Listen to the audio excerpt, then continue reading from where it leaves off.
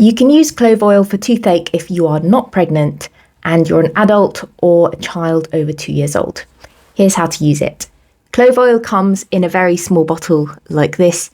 You can get it from your pharmacy. It's normally about £3 to £5. And you have to press down on the top to open it and twist. Then the lid will come off. So the lid is childproof. And then you get a cotton bud, a clean cotton bud, and you simply tip it like that to get the clove oil onto the cotton bud. And then you take the cotton bud tip with the clove oil on it and you press it onto the enamel, which is the white part of your tooth. So do not put clove oil on your gums.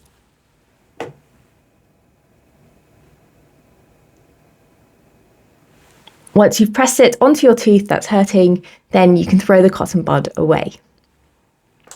If the clove oil doesn't work, you can use an ice pack like this, which is wrapped in a towel, and then press it against the side of your face where the tooth hurts. You can also take painkillers like paracetamol or ibuprofen, and you can get a gel with local anaesthetic that you can use and put directly on the gum around the tooth where it hurts. Always speak to a pharmacist before you use any medicines and see your dentist if you have a toothache.